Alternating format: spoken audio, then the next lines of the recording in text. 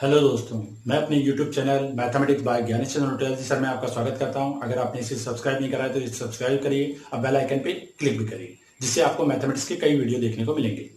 तो आज हम स्टार्ट करते हैं आज का टॉपिक, जो है 2020 का 10th क्लास का मैथमेटिक्स का पेपर, जो राजस्थान बोर्ड में 30 जून को हुआ था। तो हम इसी में सबसे पहले आज का फर्स्ट क्वेश्चन लेते हैं। तो आज का हमारा जो फर्स्ट क्वेश्चन है वो है the find the square of 105 by सूत्र निकलम। मीन्स 105 का जो स्क्वायर फाइंड करना है वो भी निकलम सूत्र से। तो आप सभी को मैं बता दूं, हमारा जो निकलम सूत्र था उसमें हम एक काम करते थे। सबसे पहले हम लिखते थे नंबर, जो भी हमें नंबर दिया गया है सबसे पहले हमें उस नंबर को लिखना है। जो कि हमारा नंबर है दोनों 105 क्योंकि स्क्वायर निकालना है तो इसका मतलब 2 बार लिख के मल्टीप्लाई करना है। दूसरा हम देखते थे डेविएशन।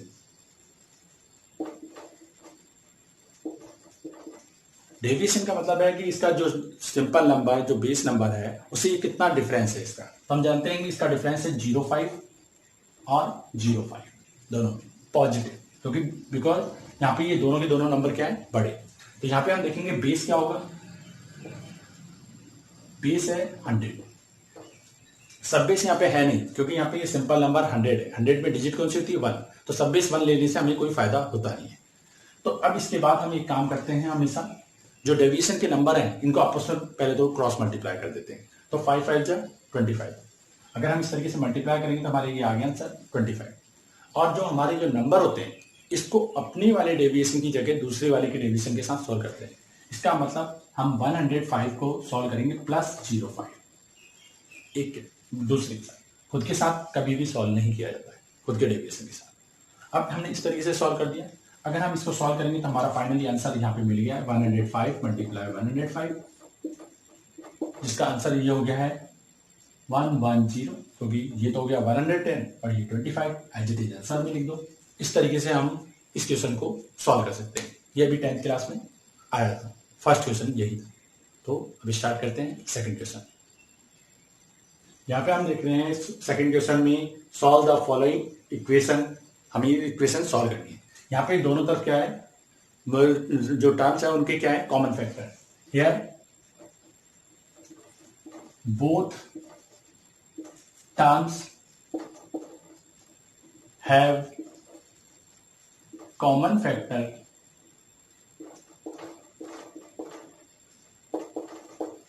x+2।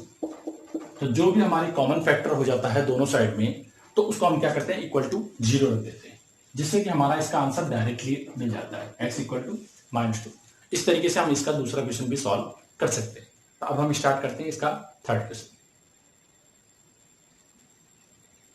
दोस्तों, हमारे यहाँ पे थर्ड क्वेश्चन में दिया गया है इफ प्रोडक्ट ऑफ 2 नंबर, यानी 2 नंबरों का जो प्रोडक्ट है वो है 12,960, और हमें दिया गया है इसका HCF जो है वो है 18। अब हमें इसका LCM फाइंड करना है। तो आप सभी जानते हैं कि हमारे जो 2 नंबर दिए हुए होते हैं उनकी HCF और LCM में एक रिलेशन होता है। वो रिलेशन कहलाता है product of number A × B equals to HCF × LCM। इसे हम एक कंडीशन भी कहते हैं, जब भी किन्हीं 2 नंबरों का HCF और LCM दिया हुआ होता है। तो इससे हम निकाल सकते हैं कि जो हमारा LCM का जो फार्मूला होता है वो होता है product of number A × B upon HCF। अब इसमें हमें वैल्यू रखनी है। तो आप जानते हैं प्रोडक्ट ऑफ नंबर हमें दिया हुआ है 12,960, वो हमने लिखा, और इसके बाद में हमने अपॉन में लिख दिया है 18। अब 18 से इसको हमने डिवाइड करा तो हमारी क्या आएगा, डिवाइड करके देख लेते हैं। 18 × 18, 18 5 जा 90, 18 6 जा 108 और 18 7 जा 126। 7 टाइम 26 3 36, 18 2 जा 36, 2 0। मीन्स हमारा जो LCM आया वो आया 720। तो इससे हमने LCM आसानी से निकाल दिया। तो इसलिए अब हम स्टार्ट करते हैं अब नेक्स्ट फोर्थ क्वेश्चन। दोस्तों, हमें यहाँ पे देखते हैं find the value 3 cos 30 - 4 cos cube 30 degree. तो अगर हमें इसकी वैल्यू निकालनी है तो सबसे पहले हम, जब भी हमें वैल्यू निकालनी होती है तो हम उसमें जिसकी वैल्यू हमें मालूम हो उसकी वैल्यू पुट कर देते हैं, बाकी को सॉल्व कर लेते हैं। तो आपने देखा 3, अब जानते हैं 3 की वैल्यू तो 3 होती है, उसमें कोई दिक्कत ही नहीं। cos 30, तो आप जानते हैं cos 30 की वैल्यू होती है √3/2, जो कि मैंने आपको एक तरीका भी बता रखा है पहले अपनी वीडियो में कि हम किस तरीके से किसी भी एंगल की वैल्यू फाइंड करते हैं। तो 30 की वैल्यू होती है √3/2। आप एक चीज ध्यान रखिएगा, जब भी आप किसी चीज की वैल्यू रखें तो उसे ब्रैकेट में रखें, जिससे कि आपको कभी कंफ्यूजन नहीं होगा। माइनस जैसा था वैसा वैसा लिख दिया, 4 जैसा है वैसा वैसा, और cos क्यूब cos 30 की वैल्यू का क्यूब ले रहा है, जो कि हम जानते हैं वापस से वही √3/2 है। अब क्यूब लेना है। अब देखिए सबसे पहले बॉडमास रूल से हमें कहता है ब्रैकेट सॉल्व करना है, बाकी चीजों को बाद में। तो यहाँ पे तो ब्रैकेट के अंदर कुछ है नहीं सॉल्व करने के लिए, तो इसलिए हम इसे डायरेक्टली बाहर मल्टीप्लाई कर सकते हैं, जो कि आंसर आएगा 3√3/2 माइनस एज इट इज 4। अभी 4 को हम इसलिए सॉल्व नहीं कर सकते क्योंकि यहाँ पे तो ब्रैकेट सॉल्व होगा। अब √3 को 3 बार लिख के मल्टीप्लाई करना है। तो आपको मैं यहाँ पे एक चीज बता दूं पहले ही, कई स्टूडेंट इसमें कंफ्यूज होते हैं। अगर हमें किसी चीज को 3 बार लिख के मल्टीप्लाई करना है, तो आप सभी को मालूम है 2 2 जा 4, 4 2 जा 8, यानी जहां पे सिंपल नंबर हो उनमें तो कभी आपको कोई परेशानी होती नहीं है। बट जब रूट वाले नंबर होते हैं तो उनको सॉल्व करने का एक तरीका होता है। उसमें हमेशा ध्यान रखना, जब 2 रूट वाले सेम नंबर मल्टीप्लाई होते हैं तो उनके का जो रूट है वो कैंसिल आउट हो जाता है, और अगर अकेला नंबर है तो रूट एज इट इज आ जाता है। तो यहाँ पे हमने देखा ये 3 बार है, तो 3 बार का मतलब 2 बार से तो एक आ गया 3, और ये √3 एज इट इज, यहाँ पे आएगा 3√3। अब उसके बाद हम क्या करते हैं, जब इसको सॉल्व करेंगे तो आपने देखेंगे 4 से कैंसिल, 4 1 जा 4, 4 2 जा 8। अब आपने देखा कि दोनों के दोनों नंबर क्या है, सेम 3√3/2, 3√3/2। तो इसका मतलब है जब भी किसी में से सेम नंबर को माइनस किया जाता है तो वो आंसर क्या आता है, 0। तो इसका आंसर हो गया हमारा 0। इस तरीके से हम इन क्वेश्चनों को कर रहे हैं। तो अब इसके बाद हम शुरू करते हैं इसका नेक्स्ट क्वेश्चन नंबर 5। यहाँ क्वेश्चन नंबर 5 में हम ये देखते हैं, हमें दिया गया find the value of sec 36 degree upon cosec 54, sec 54 upon cosec 36, इनको सॉल्व करके बताना है। तो आप जानते हैं कि अभी तक हमने जो वैल्यू सीखी है वो सीखी है 0, 30, 45, 60 और 90 डिग्री। हमने अभी तक कोई भी sec 36 की वैल्यू फाइंड करना अभी तक सीखा नहीं है। मैं ये नहीं कहता इनकी वैल्यू होती नहीं है, इनकी वैल्यू हम बाद में फाइंड करना सीख लेंगे। तो हम इसको सॉल्व करेंगे तो आप देखेंगे सबसे पहले sec 36 है, तो अगर हमें कभी भी इस तरीके की वैल्यू दी जाए तो हम एक काम करते हैं कि इन दोनों में से किसी एक को चेंज करते हैं, और चेंज करने का तरीका सिर्फ सिंपल होता है। अगर हम जैसे sec को चेंज करना चाहते हैं तो हम इसे जब भी चेंज करेंगे, जैसे मैंने कहा इसे sec चेंज होता है cosec में, cosec sec में, tan cot में, cot tan में, sin cos में, cos sin में। तो अब अगर हम इसे चेंज करना है तो बाहर वाले को जब हम चेंज करते हैं तो अंदर की जो एंगल होता है उसको 90 से हमेशा माइनस कर देते हैं, 90 minus 36 upon cosec 36 54 as it is. cosec की वैल्यू को चेंज करेंगे माइनस, अब यहाँ पे sec को चेंज करेंगे तो यहाँ पे भी आ गया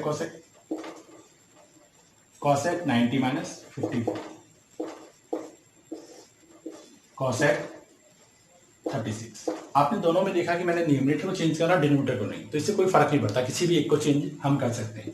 अब मैंने इसको सॉल्व करा तो ये हमारा आ गया cosec 54, क्योंकि 90 माइनस 36 तो 54 होता है। डिनोमिनेटर भी वो का हुई cosec 54, दोनों सेम हो गए। अब आप जानते हैं ये कट जाएंगे आराम से। दूसरे को देखते हैं, इसमें आएगा cosec 36 और cosec 36, तो यहाँ पे तो दोनों नंबर सेम हो गए, cosec 36 अपॉन cosec 36, तो ये भी कट जाएंगे। तो यहाँ पे दोनों कटेंगे तो हमारे आंसर आएगा 1 माइनस 1, जो कि हम जानते हैं क्या होता है 0। तो इस तरीके से हम इसका ये क्वेश्चन भी सॉल्व कर सकते हैं। अब हम करते हैं नेक्स्ट क्वेश्चन। यहाँ हम देखते हैं कि क्वेश्चन नंबर 6 में दिया गया right the point equal distance from the vertex of triangle, यानी इसका मतलब है हमें एक ट्राइंगल में एक ऐसे पॉइंट को फाइंड करना है जिसका सभी पॉइंटों से जो क्या हो डिस्टेंस क्या हो, इक्वल हो। सभी वर्टेक्स से उसका डिस्टेंस क्या हो, इक्वल हो। अगर सभी पॉइंटों से इसका डिस्टेंस इक्वल होगा तो आप ये देखेंगे कि ये यहाँ पे हम एक ऐसा सर्किल भी बना सकते हैं जो इन तीनों पॉइंटों से पास आउट हो। तो आप जानते हैं ये तो होता है सर्कम सर्किल। तो अगर वो पॉइंट हम फाइंड कर रहे हैं जिसका इनसे इक्वल डिस्टेंस है, वो हमेशा क्या होता है सर्कम सर्किल का सेंटर, जो हम जिसको हम यहाँ पे लिखेंगे सर्कम सेंटर। आप देखते हैं कि ये तो एक तो सिंगल वर्ड्स का आंसर है, इससे हमें कोई फर्क नहीं पड़ता है। जो बोर्ड एग्जाम में जो आंसर आते हैं ना वो पॉइंट टू पॉइंट होते हैं। जरूरी नहीं हमें एक लाइन में लिखें या 2 लाइन में, लाइनों में मायने नहीं रखती, उसका सॉल्यूशन क्या है वो मायने रखता है। और हमें ये भी समझ में आना चाहिए कि ये सर्कम सेंटर क्यों है। सर्कम सेंटर इसलिए है क्योंकि वर्टेक्स से डिस्टेंस इक्वल है, और वर्टेक्स से अगर डिस्टेंस इक्वल है तो एक ना एक सर्किल ऐसा होगा हम ड्रॉ कर सकते हैं जो इन तीनों पॉइंटों से पास आउट हो। तो ऐसा सर्किल तो एक ही होता है जिसे हम सर्कम सेंटर कहते हैं। अभी तक हमने जो क्वेश्चन सॉल्व करें 1 to 6, अब हम इसी तरीके से इसके बाद के क्वेश्चन भी सॉल्व करेंगे। उसके लिए वेट करिए नेक्स्ट वीडियो का। So thank you for watching this video. अगर आपने इसे सब्सक्राइब नहीं करा है तो अभी भी सब्सक्राइब करिए और बेल आइकन पे क्लिक भी करिए।